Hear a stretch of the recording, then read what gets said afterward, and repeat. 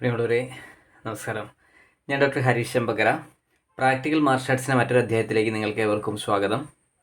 ഇന്ന് നമ്മൾ ചർച്ച ചെയ്യുന്ന 1-2 സബ്ജക്റ്റുകൾ പ്രധാനമായിട്ട് നിങ്ങൾ ഒന്ന് മനസ്സിലെത്തി കേൾക്കണം, കേട്ടതിൻ്റെ പ്രാക്ടിക്കാലിറ്റിയെക്കുറിച്ച് ചിന്തിക്കണം. അപ്പോഴാണ് കുറച്ചുകൂടെ നമുക്ക് മാർഷൽ ആർട്ട് ഭംഗിയായിട്ട് ചെയ്യാനായിട്ട് കഴിയുക. ഒന്ന്, നമ്മൾ ഈ പ്രയോഗങ്ങൾ പഠിപ്പിക്കുന്ന സമയത്ത് ആദ്യമൊക്കെ അറിയാമല്ലോ, എക്സർസൈസിൽ തുടങ്ങി മെല്ലെ അതിന് ഓരോ സ്റ്റെപ്പുകളുണ്ട്. അപ്പം എക്സർസൈസുകളുടെ ഏതൊക്കെ മസിലുകൾ, ഏതൊക്കെ ടെൻഡനുകൾ, എവിടെയൊക്കെയാണ് നമ്മൾ ശ്രദ്ധിക്കേണ്ടത്, അങ്ങനെയൊക്കെയാണ് എക്സസൈസിൻ്റെ ഓരോ ഭാഗം. മസിൽ ഡെവലപ്പ് ചെയ്യാൻ എന്താണ് ചെയ്യേണ്ടത്, അതുപോലെ തന്നെ ബ്രീത്തിങ് ടെക്നിക്കുകൾ, ഇങ്ങനെ ഓരോന്ന് സ്റ്റെപ്പ് ബൈ സ്റ്റെപ്പായി കയറിക്കൊണ്ട് വന്നാൽ മാത്രമേ നല്ലൊരു യോദ്ധാവിനെ നമുക്ക് നിർമ്മിച്ചെടുക്കാനായിട്ട് കഴിയുള്ളൂ. ഇതിൻ്റെ ബേസിക് ആയുള്ള കാര്യമാണ്. അപ്പോൾ അങ്ങനെ എടുത്തു കഴിയുമ്പോൾ പിന്നീടാണ് അതിൻ്റെ ചുവടുകൾ, മുറകൾ, അങ്ങനെ പറഞ്ഞ് ഓരോന്ന് പഠിപ്പിച്ചുകൊണ്ട് വരുന്നത്. അപ്പം ഈ നമ്മൾ ഒറ്റ ചുവട് അങ്ങനെയുള്ള പറയുമ്പോൾ ഒരു അറ്റാക്ക് തുടങ്ങി 2 അറ്റാക്ക്, അങ്ങനെ 3 അറ്റാക്ക്, അങ്ങനെ കയറി വരികയാണ് ചെയ്യുന്നത്. അപ്പോൾ ഇതിനകത്ത് ശ്രദ്ധിക്കേണ്ട പ്രധാനപ്പെട്ട കാര്യം ചിലപ്പോൾ നമ്മൾ അടിക്കുമ്പോൾ സാധാരണ പഠിപ്പിക്കുമ്പോൾ ഒരു കയ്യിൽ കയറി പിടിക്കുന്നു, ഇനി അതല്ലെങ്കിൽ നമ്മൾ തിരിച്ച് അറ്റാക്ക് ചെയ്യുന്നു, ഇങ്ങനെയുള്ള കാര്യങ്ങളാണ് പഠിപ്പിക്കേണ്ടത്. എന്നാൽ ഒരു കയ്യിൽ കയറി പിടിച്ച് കഴിഞ്ഞാൽ, ഇപ്പോൾ നമ്മളൊരാൾക്കിട്ട് വടിക്കടിക്കുന്നു, അപ്പോൾ അയാൾ കയ്യിൽ കയറി പിടിച്ചു, അപ്പോൾ ആ വടി കൊണ്ട് പിന്നെ നമുക്കൊന്നും ചെയ്യാൻ പറ്റാത്തത് അയാൾ നമ്മളെ പൂട്ടുകയോ താഴെയിടുകയോ ഒക്കെ ചെയ്യുന്നതായിട്ട് നമ്മൾ കണ്ടിട്ടുണ്ട്. തിരിച്ച് നമ്മളടിച്ച് നമ്മുടെ വടിയിൽ ഒരാൾ കയറി പിടിച്ചാൽ തിരിച്ചെങ്ങനെ ആ വടി കൊണ്ട് തന്നെ എങ്ങനെ അടിക്കാം എന്നുള്ളതും പഠിച്ചിരിക്കേണ്ടതല്ലേ.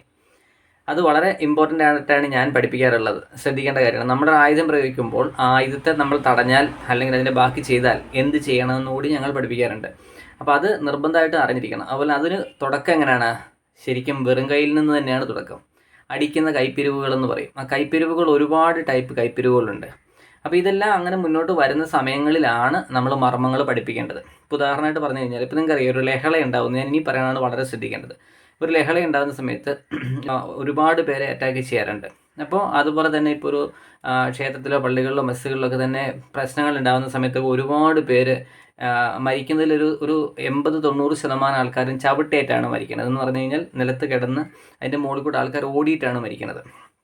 അപ്പോൾ അത് ശരിക്കും പറഞ്ഞാൽ അങ്ങനെ നമ്മൾ ചിന്തിക്കുമ്പോൾ ഈ മർമ്മത്ത് എത്രമാത്രം പ്രയോഗങ്ങൾ വന്ന ആൾക്കാർ മരിക്കുന്നുണ്ട് എന്നുള്ളതൊന്ന് പഠിക്കേണ്ടതാണ്. മനസ്സിലാവുന്നുണ്ടോ ഞാൻ പറഞ്ഞത്?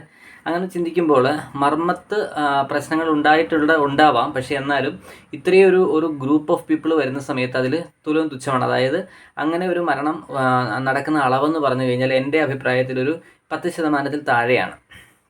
അപ്പോൾ നിങ്ങൾ അങ്ങനെ ചിന്തിക്കുമ്പോൾ സാധാരണ ഗതിയിൽ ഒരാൾക്കിട്ട് മർമ്മപ്രയോഗങ്ങൾ ഏൽപ്പിക്കുക എന്ന് പറയുന്നത് അത്ര ഈസി ആയിട്ടുള്ള കാര്യമല്ല. അല്ലെങ്കിൽ അയാൾ ഉറങ്ങിക്കിടക്കുന്നതായിരിക്കണം, അല്ലെങ്കിൽ അനങ്ങാതെ നിൽക്കുന്ന ഒരു വ്യക്തിയാണെങ്കിൽ നമ്മൾ ഉദ്ദേശിക്കുന്ന മർമ്മപ്രയോഗങ്ങൾ ഏൽപ്പിക്കാൻ പറ്റും. അപ്പോൾ മൂവിങ് ഒബ്ജക്റ്റുകൾക്ക് മർമ്മപ്രയോഗങ്ങൾ ഏൽപ്പിക്കുക എന്ന് പറഞ്ഞു കഴിഞ്ഞാൽ പോസിബിൾ ആയ കാര്യമല്ല. അതിന് വേറെ ചില ട്രെയിനിങ്ങുകളാണ് വേണ്ടത്. അപ്പോൾ അതിൻ്റെ അടിസ്ഥാന ഘടകമാണ് ഞാൻ ഇന്ന് ഈ വീഡിയോയിൽ ചെയ്യുന്ന സിമ്പിളായിട്ട് നമുക്ക് അങ്ങോട്ടും ഇങ്ങോട്ടും പരസ്പരം ചെയ്ത് പഠിക്കാവുന്ന ഒരു ടെക്നിക്ക്. ആ ടെക്നിക്കുകളെ മൂവ് ചെയ്യുമ്പോൾ വേണം നമ്മൾ എന്ത് ചെയ്യാനായിട്ട്, മർമ്മപ്രയോഗങ്ങൾ എത്തിക്കാനായിട്ട്. അല്ലാതെ ഒരടി നമ്മൾ പിടിച്ചാൽ ഉടനെ തന്നെ നമ്മൾ അറ്റാക്ക് ചെയ്ത ആളെ മറിച്ചിടാൻ കഴിയില്ല. കാരണം അയാൾ മൂവിങ് ഒബ്ജക്റ്റ് ആണെങ്കിൽ, അത് ഞാൻ പറഞ്ഞ് കിടന്നുറങ്ങുകയാണെങ്കിൽ നമുക്ക് ചെയ്യാം, അല്ലെങ്കിൽ ചെയ്യാൻ കഴിയില്ല.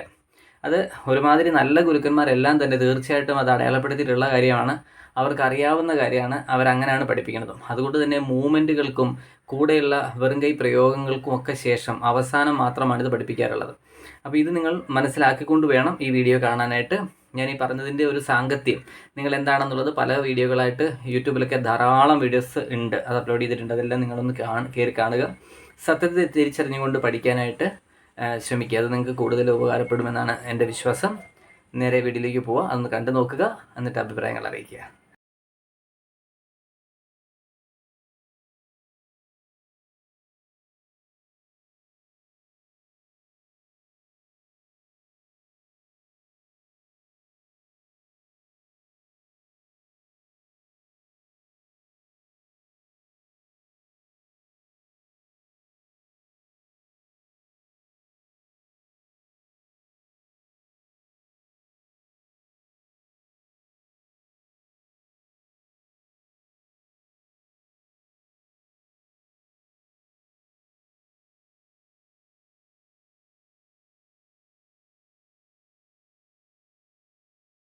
എന്തായാലും പ്രയോഗങ്ങളും പ്രയോഗ രഹസ്യങ്ങളൊക്കെ മനസ്സിലാക്കിയെന്ന് കരുതുന്നു. ഇത് നല്ലതായിരിക്കുമെന്നാണ് എനിക്ക് തോന്നുന്നത്. പുതിയൊരു ചിന്ത ഉടലെടുക്കട്ടെ, നല്ലൊരു തലമുറ വളർന്നു വരട്ടെ. അടുത്ത വീഡിയോയിൽ കാണാം. ബൈ.